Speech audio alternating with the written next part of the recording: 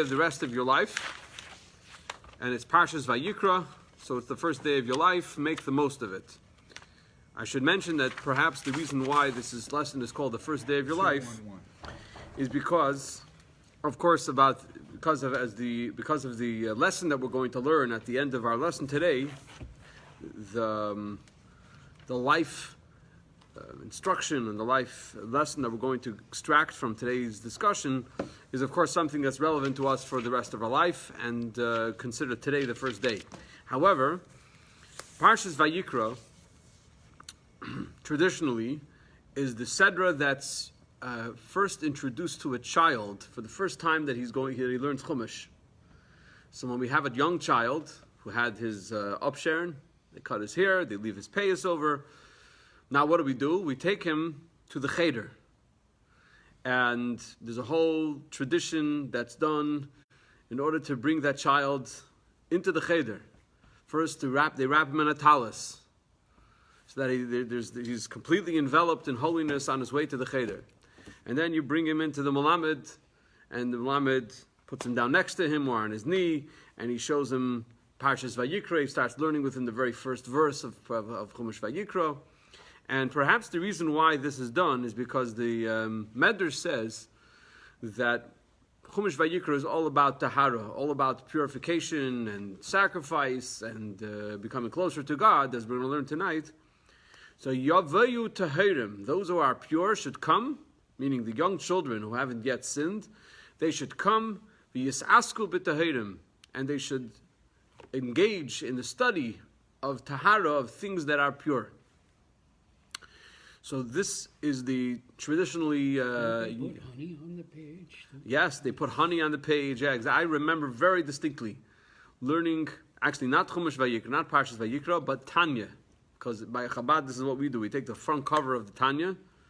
In addition to Vayikra, in addition to everything else, we take the front cover of the Tanya, where it says the Kutri Amorim, and they cover it with... with honey. Maybe it was also the first page, but I definitely have a distinct memory of standing under a special chuppah and licking the honey from the first page of Tanya.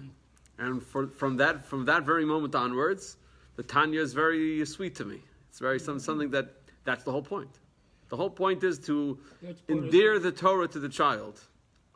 Part of the brachot, the shachar, is to make the... V'harav no, correct. V'harav no, Hashem Elokeinu is divrei Yisrael b'finu, and that's what we do in a very practical way with young children. Okay. So this book of Vayikra is called, and it's translated in English as Leviticus. Why Leviticus? Because it's associated with the tribe of Levi. The tribe of Levi is the one charged with the responsibility to get all of this stuff done. It's primarily the work that's done inside the temple. There are some other mitzvahs that are included in the Sefer, including the most basic one, V'ahavta l'reacha kamoicha, loved your fellow as yourself. Many mitzvahs are included as well in Chumash Vayikra, but overall, the whole entire Chumash Vayikra is about serving in the temple, the offerings in the temple, etc., the various processes of purification that are necessary for different people at different stages in their life. And so let's move to text number 1. We read the introduction of Nachmanides to this entire Sefer. This book contains the laws of the priests and the Levites. All matters pertaining to the sacrifices and to the tabernacle's upkeep are explained in it. Just as there is a book pertaining to the enslavement of Israel and subsequent to Exodus, culminating with the topic of the tabernacle and God's glory which filled it, the following book contains commandments of the sacrifices and the tabernacle's upkeep, so that the sacrifices will atone for the Jewish people, and their sins will not cause the divine presence to depart. God commands the priests who approached God to sanctify themselves.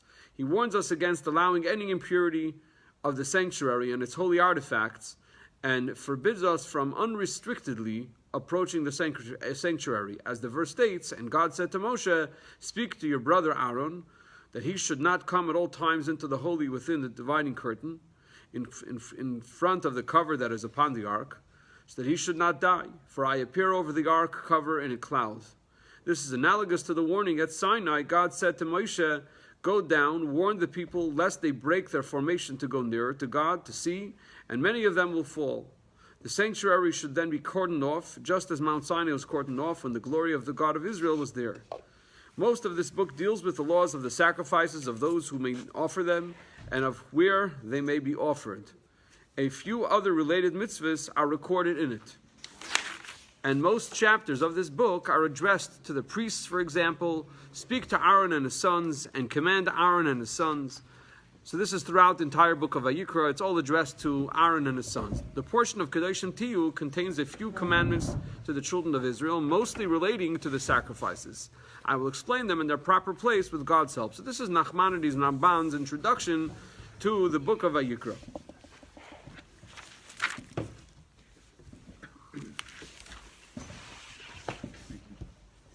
So the theme of Vayikra is basically the who, what, when, where, and how of all of the karbanos of all of these sacrifices. I should just mention parenthetically that the word carbon is associated shares the same consonants as the word lihiskarev. Lihiskarev, or kiruv. Kiruv means to come close. So through a carbon, the point of the carbon was that a person, a Jew, or even a non-Jew, would become close to God. And in fact, I've mentioned this in the past, that King Solomon, when he prayed at the opening, the inauguration of the first temple, he issued a special prayer where he asks of God to respond, especially to the karbanos of the non-Jewish people, because Jewish people, it's to be expected that if they are meritorious, God will respond immediately. If they're not meritorious, they'll have to wait a little bit, but the non-Jewish person doesn't get all of that. He's not going to understand that. So he has to be responded to immediately. God has to respond to him right away. He brings a carbon. So non-Jews are allowed to bring karbanos. I mean, not on their own, but they were able to bring the carbon. I mean, ordinary Jews weren't allowed to bring them on their own. Even Pharaoh said, when he let the Jews, he told to sacrifice one of the animals for him. For him, exactly. Do it for me also. Yeah. So karbanos were allowed to be brought in honor or paid for, donated by a non-Jewish person. So let's begin with the opening verses of the parsha here, Parshas Vayikra. And he called out to Moshe, and God spoke to him from the tent of meeting, saying, "Speak to the children of Israel and say to them, when a man from among you brings a sacrifice to God, from animals, from cattle, or from the flock, you shall bring your sacrifice. If his sacrifice is a burnt offering from cattle, an unblemished male, he shall bring it. He shall bring it willingly to the entrance of the tent of meeting before God." So there are many different types of karbanos. I want to go directly into text number 3a, where we read more about specific karbanos.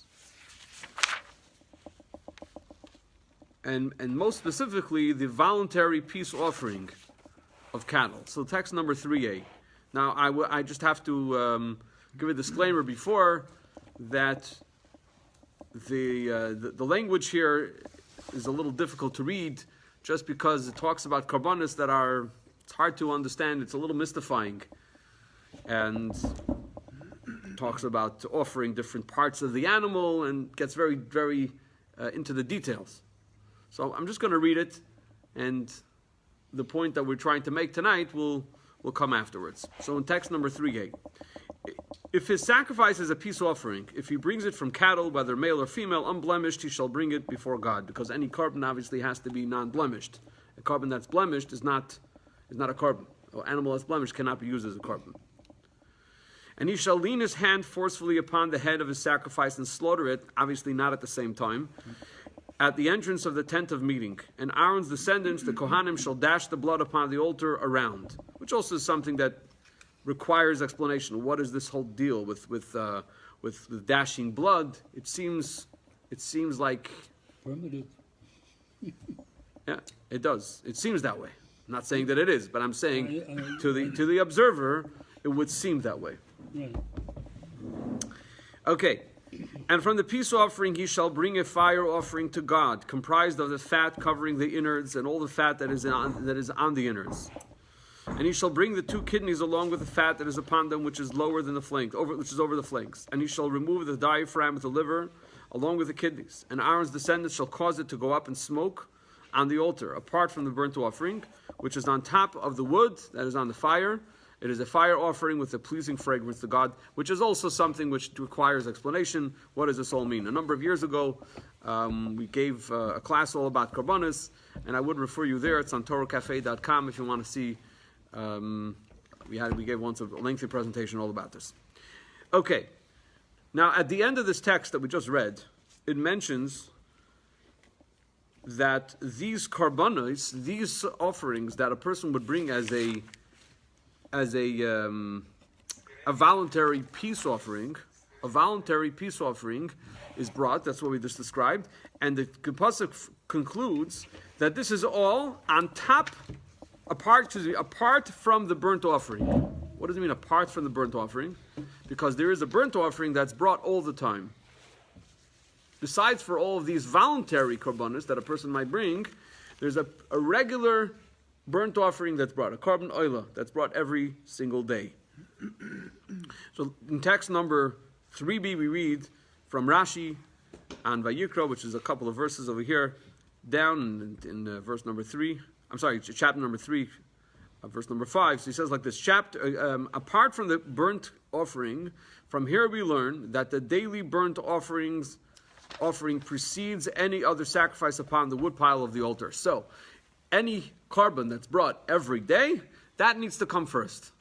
And then all the other voluntary stuff comes along. You want to bring a carbon on your own, no problem. But the first order of the day is the carbon oila, is the burnt offering. Where does that appear? It doesn't actually appear in this week's parsha, but it actually is found in Chumash Bamidbar, way past. We're talking about at least 11, 12 weeks from now. Maybe even a lot more, actually. We're talking about maybe 18, 19 weeks from now in Chumash Bamidbar. In text number 4, God spoke to Moshe saying, "Command the children of Israel and say to them, my offering, my food for my fire offerings, a spirit of satisfaction for me, you shall take care to offer to me at its appointed time. And you shall say to them, this is the fire offering that you shall offer to God, 2 unblemished lambs in their first year each day as a continual burnt offering. The one lamb you shall offer up in the morning, and the other lamb you shall offer up in the afternoon." So this is a regular, routine carbon that needs to be brought every single day. Now that we don't have the temple, what do we have in place of the sacrifices that are the routine sacrifices? Text number 5 tells us from the Talmud, Rabbi Yeshua ben Levi said the prayers were instituted based on the daily offerings sacrificed in the Holy Temple.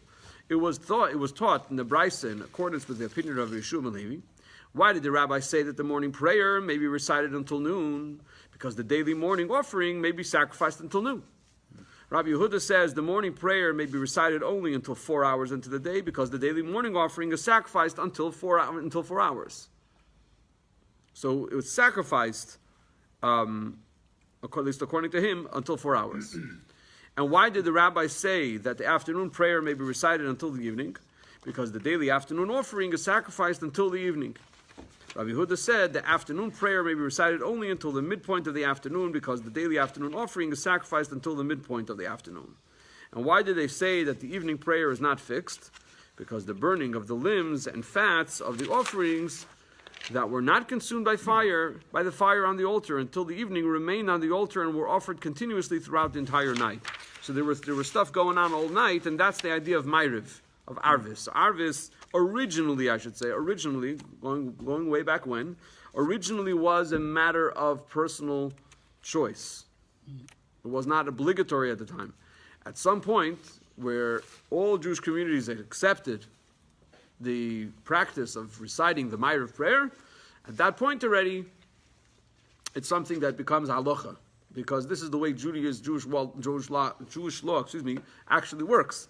When something is established by having been embraced by all Jewish communities collectively, so that becomes halacha, because that demonstrates that that's really what God wants. So Ma'ariv is essentially based on whatever was left over from the Korbanos, and exactly. The Tamid Shel Bein Harbaim, Tamid Shel Shachar. Correct. What about the Musaf prayer? There's the Musaf prayer on Shabbos, on Rosh Chodesh, on Yom Tov, on Rosh Hashanah, and Yom Kippur. So here in text number 6a, we read that there's actually an additional carbon brought on Shabbos. Carbon Musaf in text number 6a, and on the Shabbos day, 2 unblemished lambs in the first year, and 2/10 of an ephah of fine flour as a meal offering, mixed with oil and its libation. This is the burnt offering of each Shabbos on its Shabbos, in addition to the daily burnt offering and its libation. So it's in addition to the daily one. Shabbos has an additional one that's called Musaf. Musaf means an addition, like Noisef, Yosef, etc. It's an addition. So we have this. These additional karbanas that come from time to time. They're not regular, they're not routine, they're not there every day. Would this only be a morning offering, the Musaf? The carbon musaf is brought all day. That's why you can daven musaf all day. Oh, I didn't know. You can daven musaf all day. So if after Shachar, just for argument's sake, you wanted to make a Kiddush club, I'm not endorsing this. Don't try this. Not here, not at home, anywhere. But really, halachically speaking, if you wanted to stop after Shacharis and make Kiddush, you can do so. Right. How do I know? Well, first of all, because it says it. Number two, we actually do this. On Simchas Torah, that's what we do. Right. We stop after Shacharis and make Kiddush. Mind you, not necessarily on wine. And we do Hakofis, and then we have Musaf, and then we flip the Chazan over after Musaf. That's not part of it. It wasn't done in the Beis HaMikdash. But it's only one offering, though. He says over here, Shnei Chvasim. It's two? There were 2 unblemished lambs. Because in the regular offerings, you bring 2 for the morning and afternoon, but most often you only say once.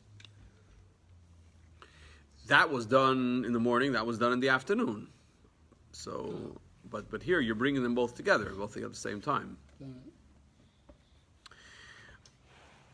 And that's where their origins of Musaf come from.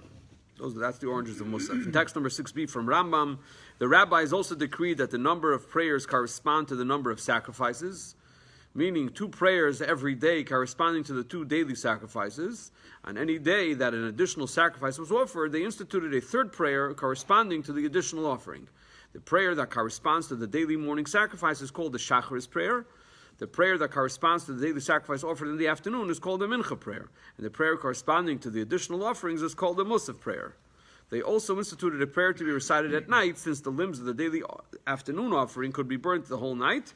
As the verse states, the burnt offering shall remain on the altar hearth all night until morning. Those 3 prayers are recited daily: the evening prayer, the morning prayer, and the Mincha prayer. There are 4 on Shabbos, festivals, and Rosh Chodesh, the 3 that are recited daily, and the Musaf prayer. So tonight we're not going to focus on the details, the minutia of the actual korbanos, of the actual offerings. But we want to ask the general question: what does this all have to do with us, and what does it have to teach us? Because the word Torah means hora. Hora means instruction.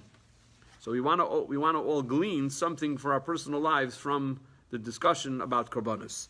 So we have 2 different categories of korbanos, of sacrifices. One, the regular one, the routine one, the one that comes all the time, every day, twice a day. And then you have the korbanos that come from time to time. So these are the daily versus the periodic korbanos. Now, analogous with these 2 distinctions, with these 2 categories, I should say, we also have mitzvahs that also follow the same pattern. We have mitzvahs that are here on a regular basis, and then there are mitzvahs that come from time to time. There are mitzvahs that are on a regular basis every day, every moment of the day. There are a number of mitzvahs which are literally permanent. Let's take a look in text number 7 from the Sefer HaChinuch, the book of education. I mentioned that this book is a wonderful book for anybody who wants to have an introduction to the 613 mitzvahs and their rationales, meaning the motivating rationales. It's a great book to study. We have an English translation of it in the library here, if anybody would like to borrow it. Okay, mind you, it's 5 volumes, so you borrow 1 volume at a time. Okay, text number 7. Almost every mitzvah is not constant. Rather, it is observed at certain times of the year or of the day. There are 6 exceptions, 6 mitzvahs whose obligations are constant and do not cease for a person for even a moment all his days.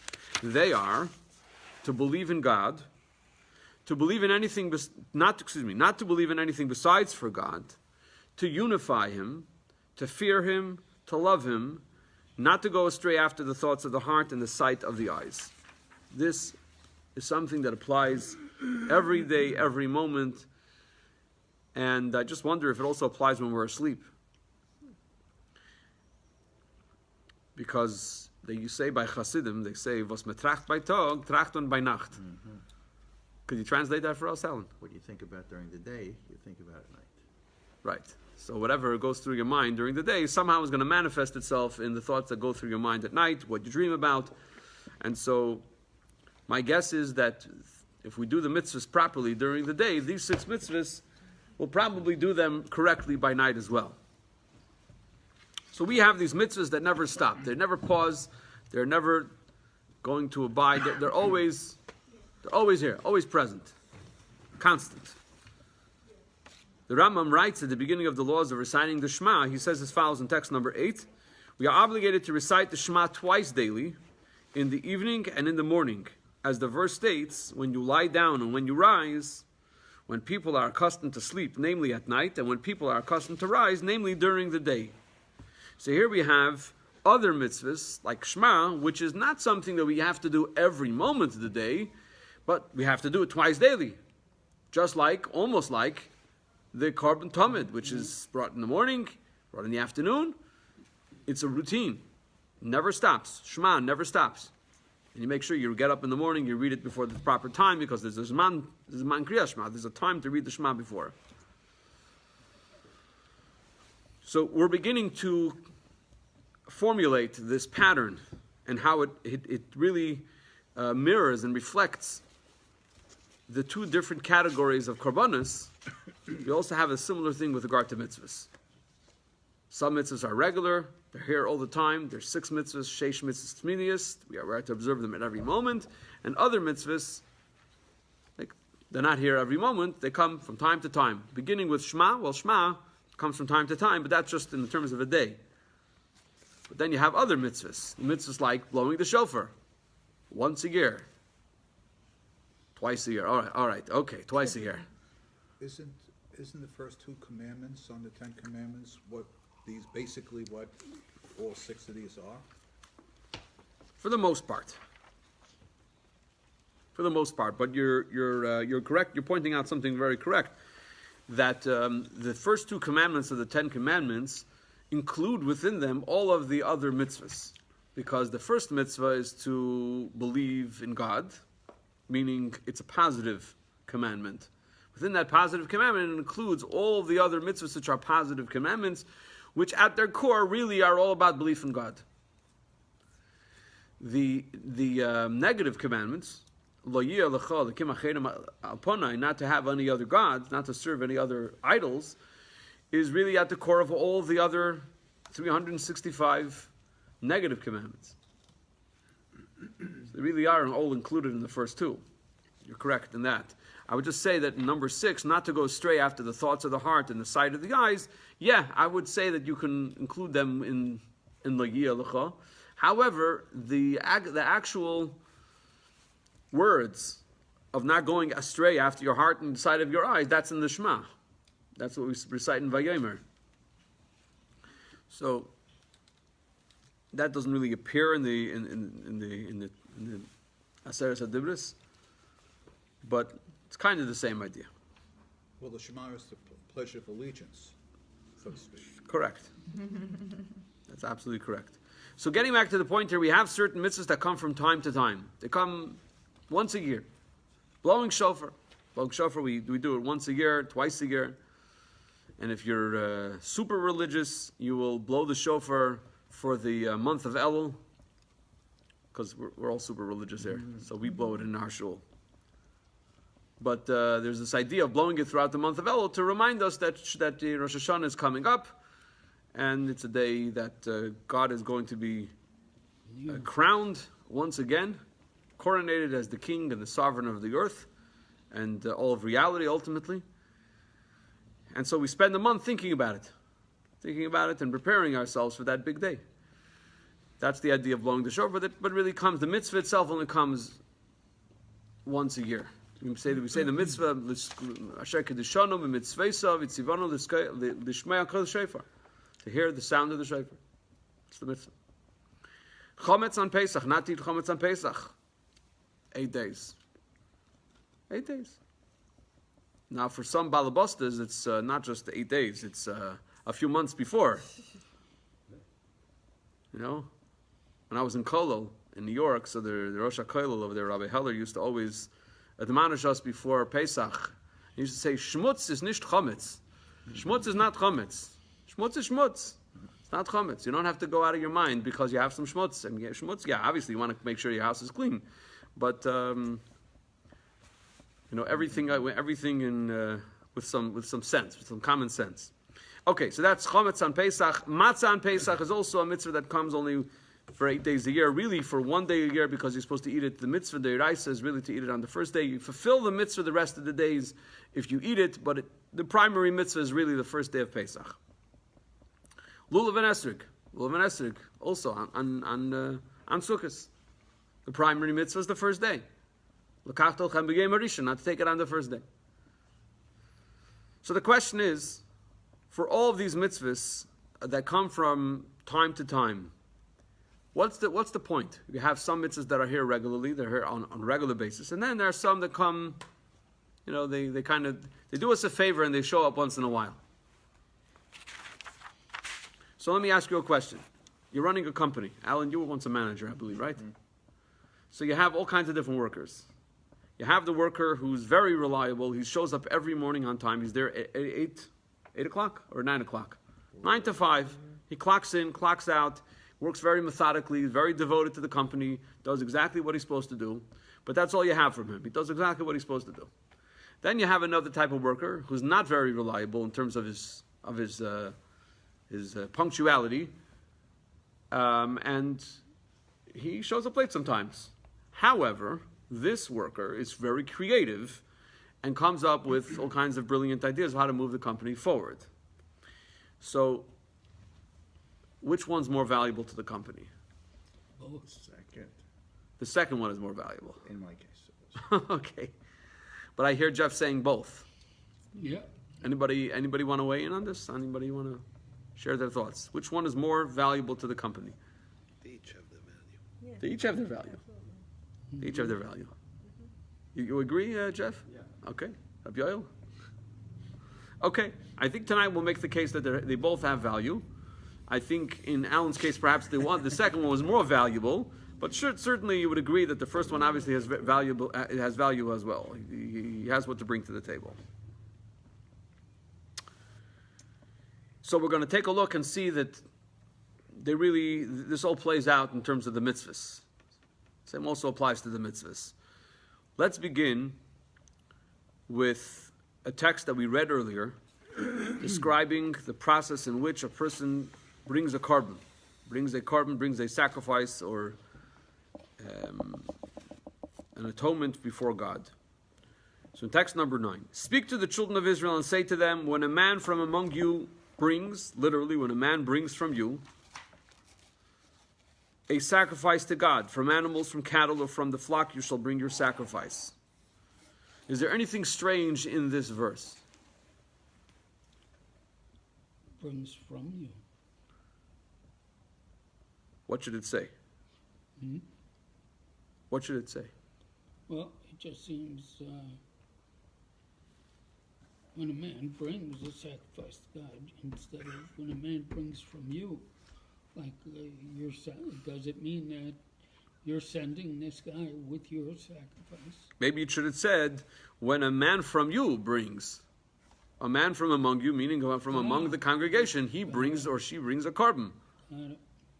Why does it say, when a man brings from you a sacrifice to God? What's the point here? Adam mikem ki yakriv.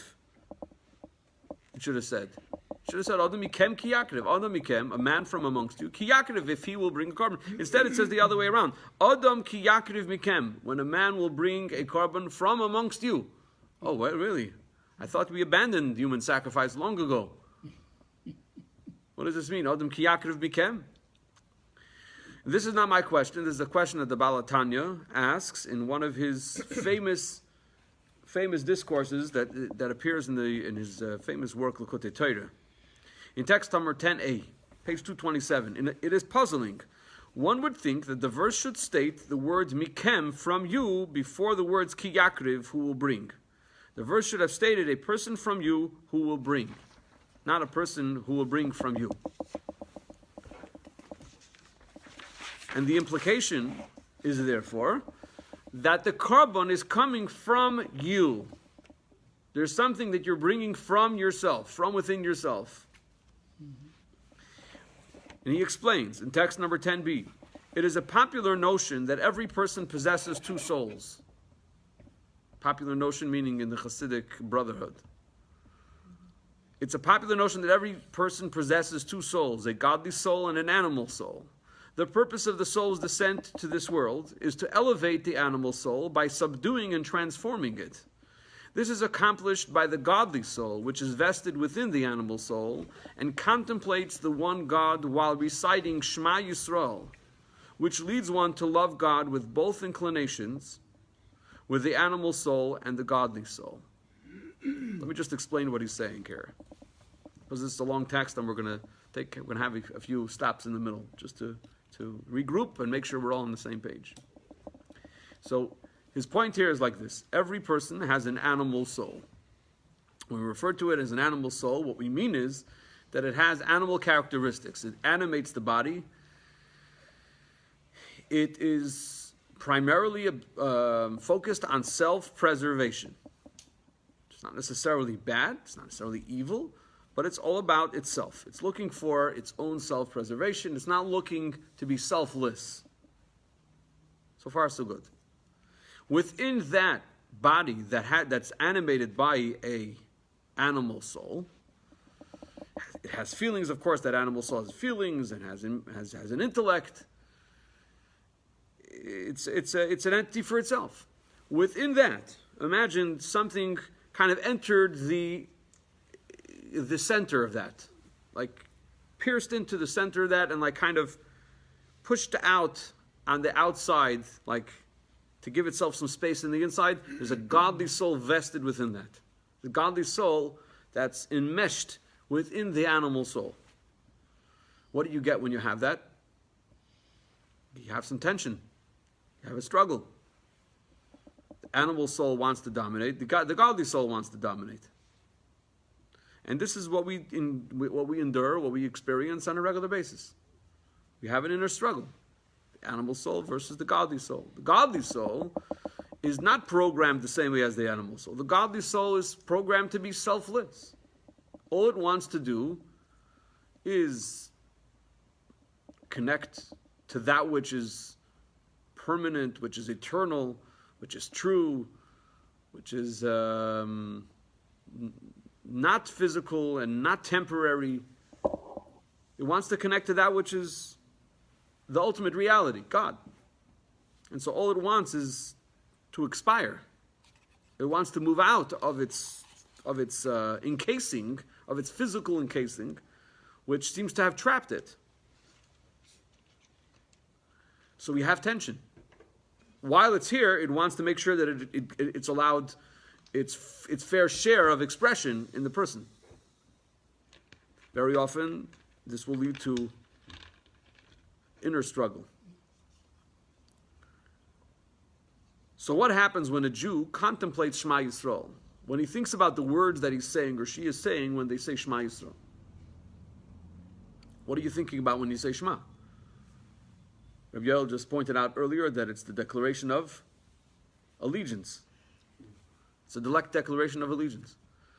Now, in Hasidic thinking, Hasidic thought, Shema Yisrael is very deep meaning, and the contemplation takes you, it expands your scope, it expands your understanding of the words and what's meant by it. And when you do think about, when you give yourself the space and the time to think about what the words actually mean, you're not just thinking with your godly soul, you're using your animal soul as well. So when you do that, you're taking some of that animal soul and you're making it into a carbon. You're bringing it up to God. You're sacrificing it, and I use that term loosely, but you're harnessing it, I should say, for divine service. That's what he means over here. Let's read those last 4 lines once again. This is accomplished by the godly soul, which is vested within the animal soul, and contemplates the one God while reciting Shema Yisrael, etc., which leads one to love God with both inclinations, with the animal soul and the godly soul. Now, the last 2 lines here are also worthy of some explanation, which is that by contemplating the words of Shema Yisrael, we can develop a sense of closeness to God. That sense of closeness is what we would describe as love of God. Where are we loving God? We're loving God in our heart. Normally, our heart is about loving all kinds of physical things.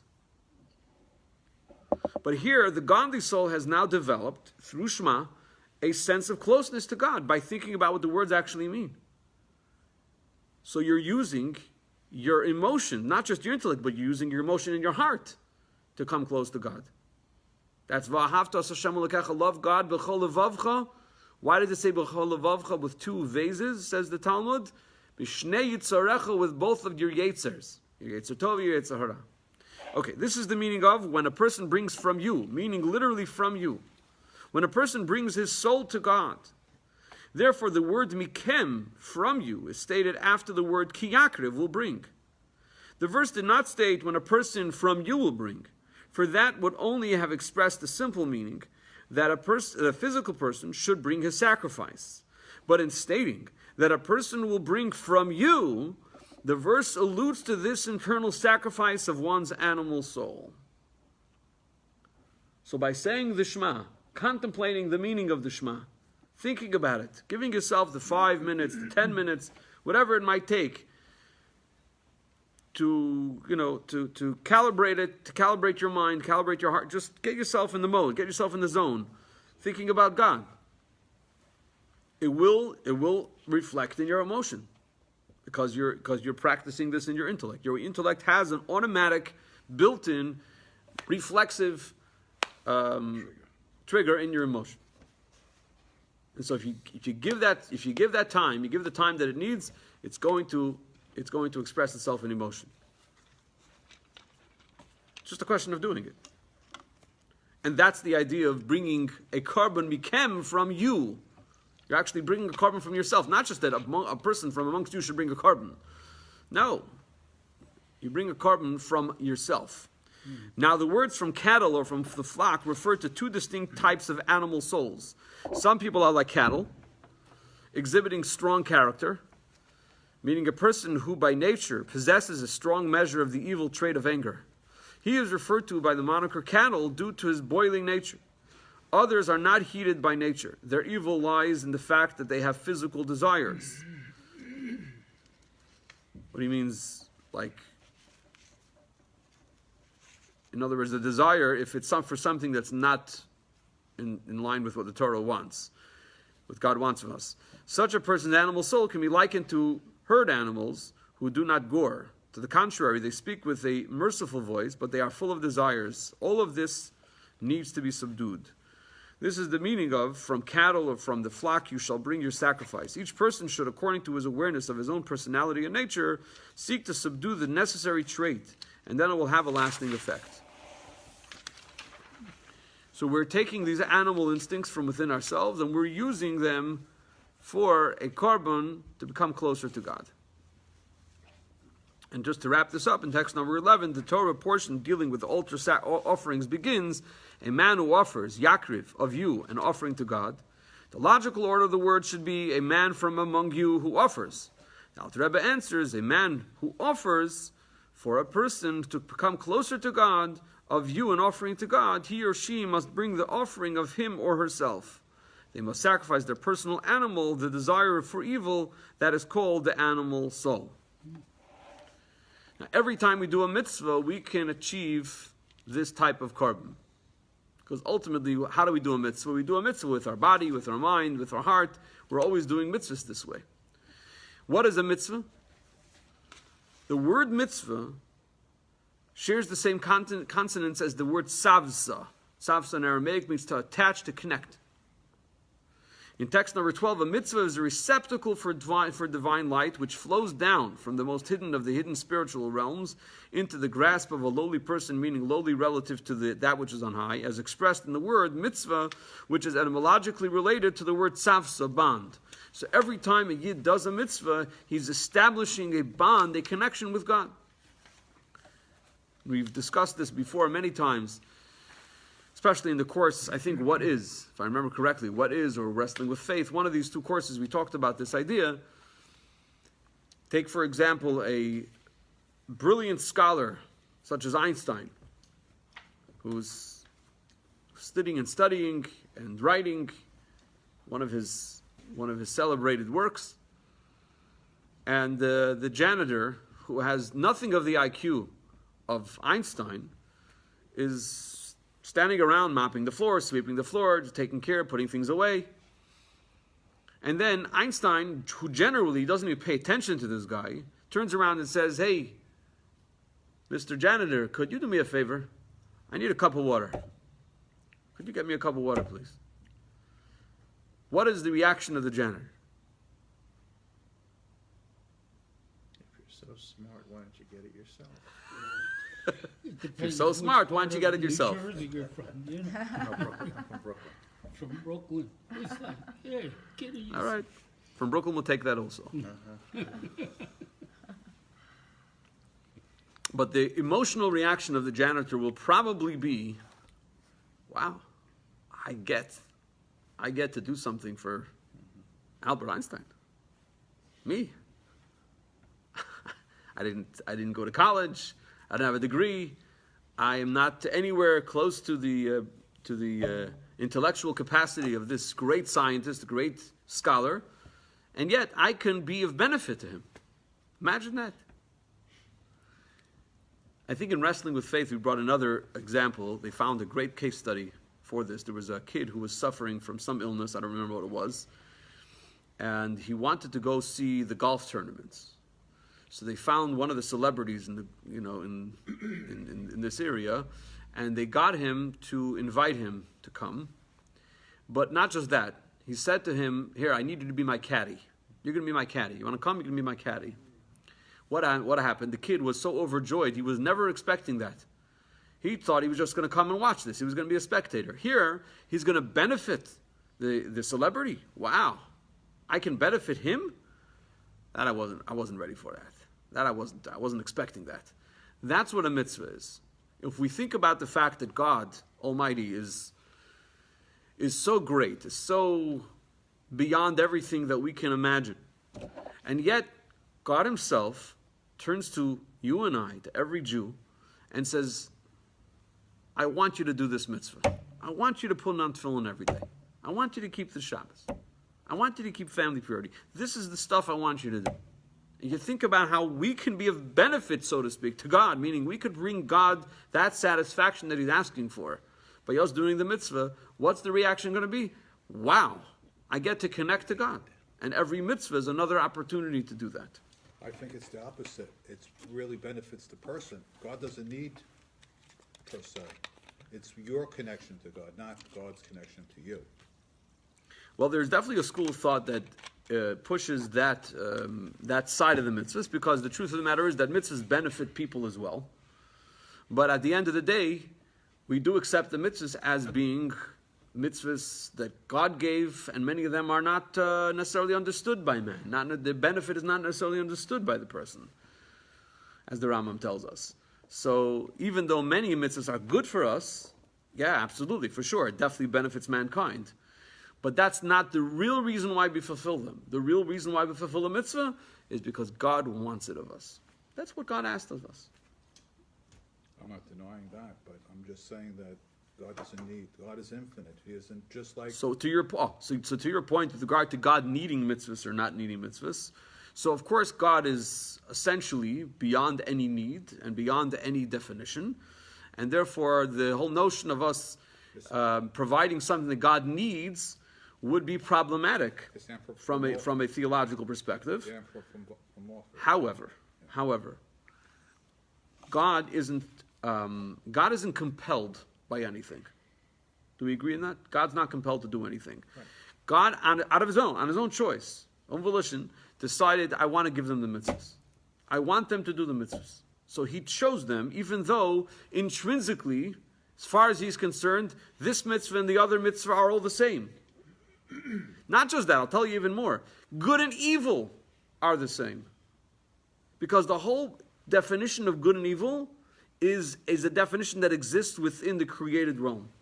If we accept that God is beyond all of that, then God is beyond all of good and evil. There's no definition of good and evil even to him. In that case, the whole notion of good and evil only exists within the created realm. Why does it exist there? Because God wanted it to exist. He wanted good and evil to exist. He wanted a mitzvah and an aveda to exist. He wanted Torah and mitzvahs to exist. He wanted Jews and non-Jews to exist. He wanted darkness and light to exist. This is what he chose.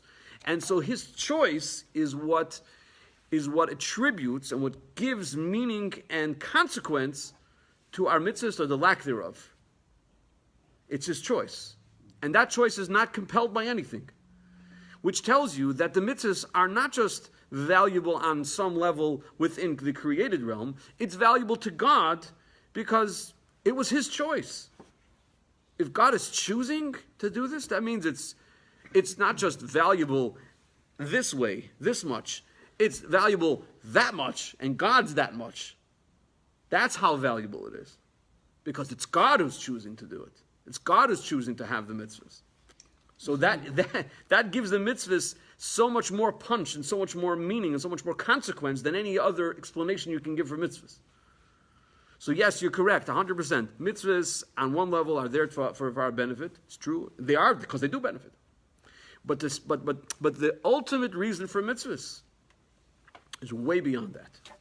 Is way, way, way beyond it. You were gonna have something. Yeah, so we're talking about mitzvahs, and we go back to the Einstein and the janitor theory. So who gets that mitzvah? Is it Einstein because he asked for the water, which he created a mitzvah for the janitor, or is it the janitor who gave him That's a great question. the water? So which one is and benefiting? said, Is it God or is hey, it I us did a benefiting? mitzvah. So I would make the case, based on what God tells us in the Torah, that both are benefiting. They both Why? get the mitzvah. Yismach Yisrael b'oisav, Yismach Hashem b'maisav.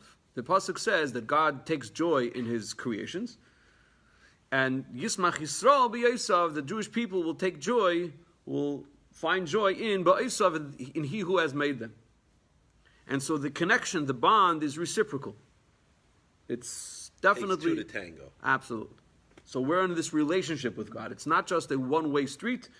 We have this unique opportunity to do a mitzvah and connect to God and really, really connect, really bond with God.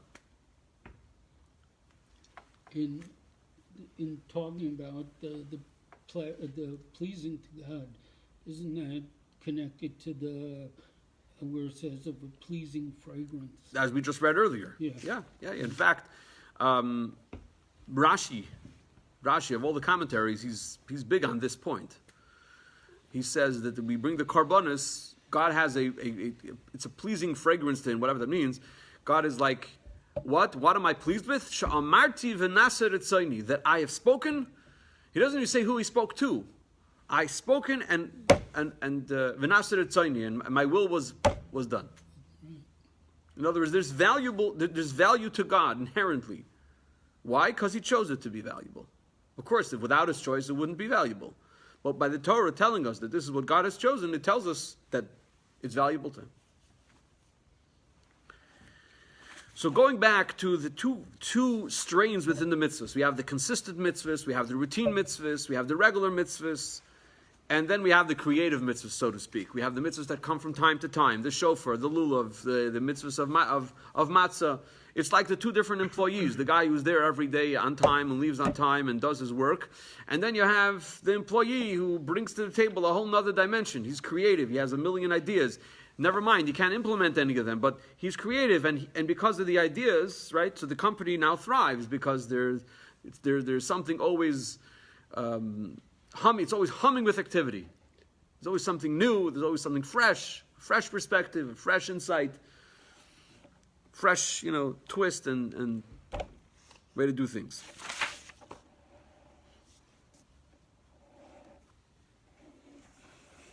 There's another great metaphor that the Rebbe uses to explain these two types of experiences within the mitzvahs. And he refers specifically to the sun and the moon.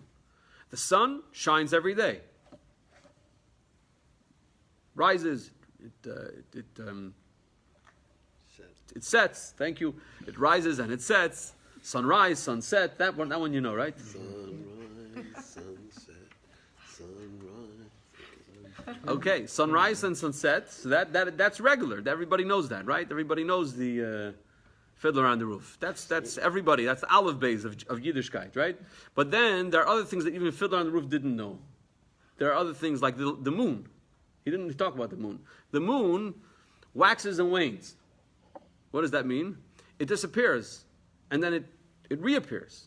It is like mischadesh. It has a chidush. It has a whole new resurgence or reconstruction, as it were. It's as if it's being reconstructed every month. It's like a brand new moon. That's why we say Rosh Chodesh, right? It's all chadash. It's new. Mm-hmm. So in text 13, there are readily discernible differences between how the sun and moon illuminate the earth. The sun is unchanging, shining, giving off light each day in the same way. By contrast, the moon reinvents itself every month. In the beginning of the month, the moon first appears as a thin sliver and then expands, radiating more light each day until it reaches its zenith on the 14th, 15th day of the month. In other words, the sun represents uniformity and stability, whereas the moon represents change and regeneration. These two modes exist in divine service. Though they seem opposite and contrary to one another, they are in fact both necessary to achieve complete service of the divine. To explain, some aspects of divine service repeat themselves constantly every day without fail. For example, immediately upon awakening from sleep, every Jew begins his or her day saying the Moda Ani. He is cognizant of and thankful to God who grants him life and renewed energy with which to serve him. He continues the daily routine with reciting the Shema, accepting the yoke of heaven, and daily prayers. Similarly, every day he fulfills the mitzvah of Torah study and loving your fellow Jew. A Jew is required to keep all these obligations on a daily basis. However, together with this consistency, there is a need to add and inject new excitement in all aspects of Judaism, and specifically in those things that repeat themselves on a constant basis, so that fulfilling them will feel like following a command issued today.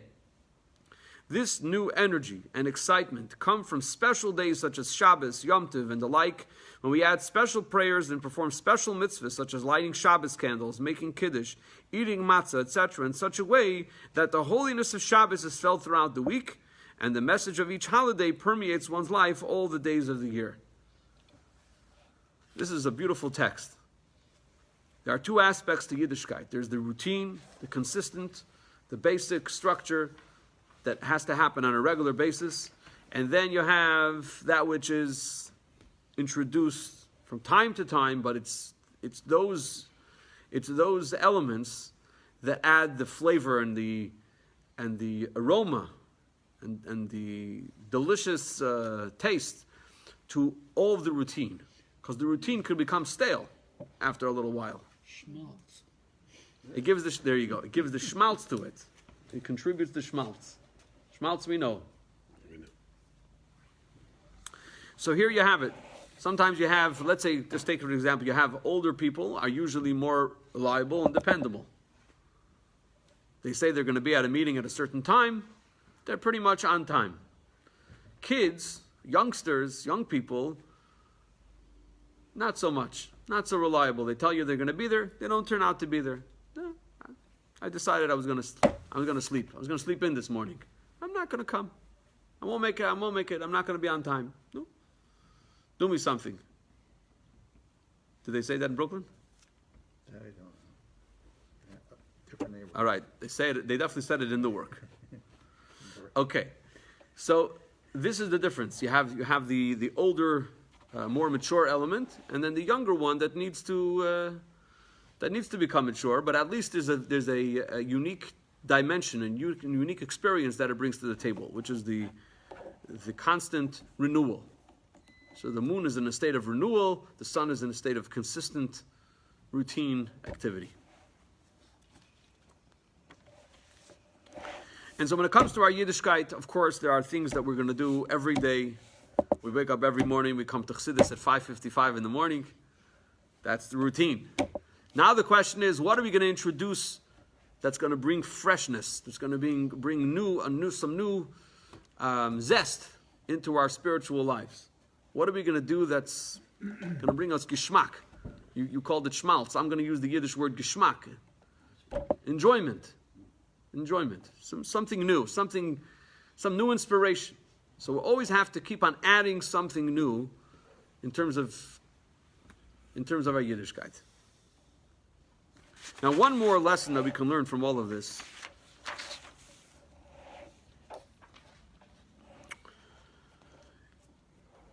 is the importance that each day carries with it.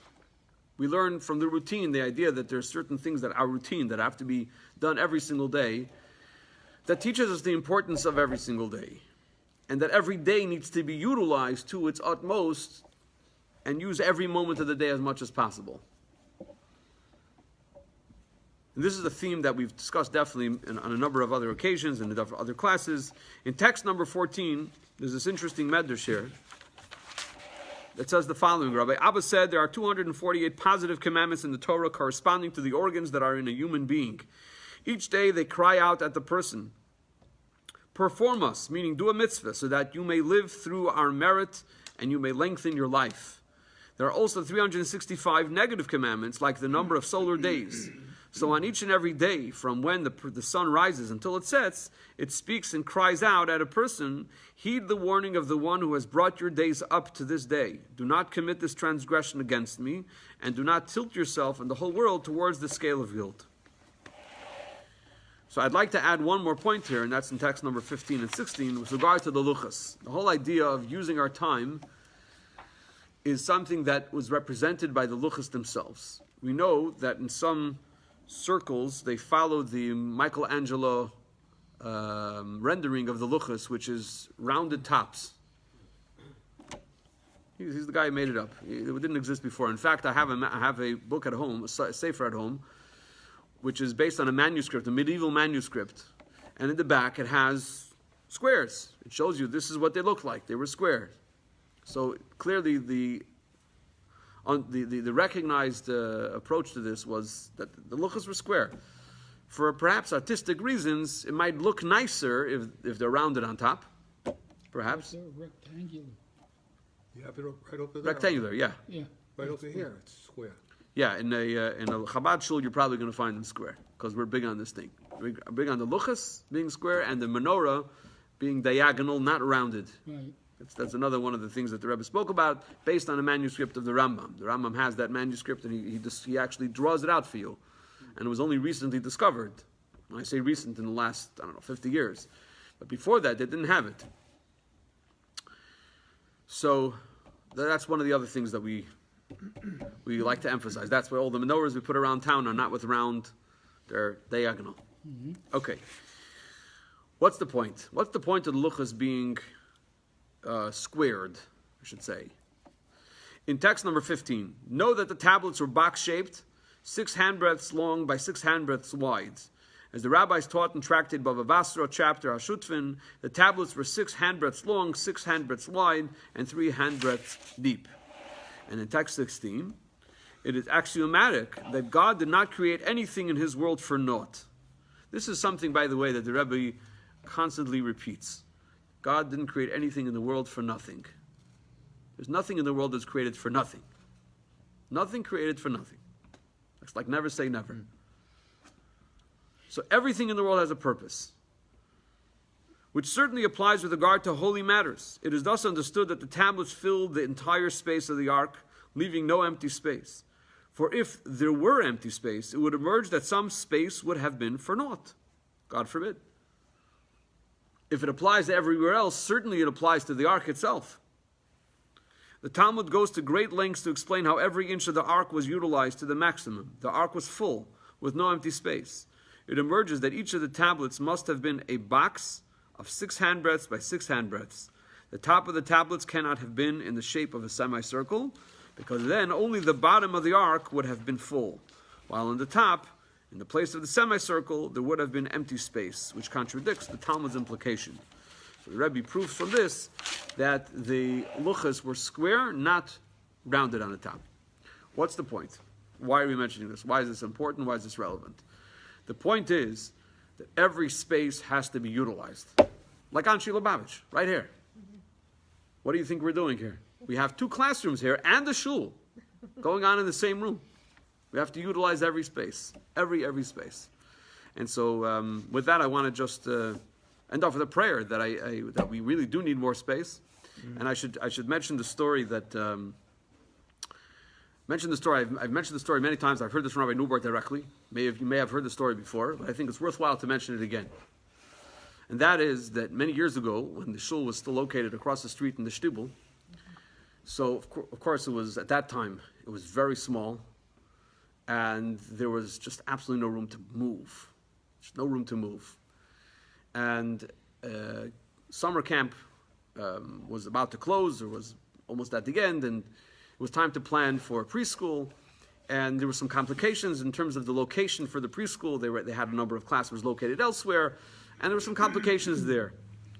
So after a difficult meeting, he came home and said, 3 years from this is Thursday night, the night before, we've done all.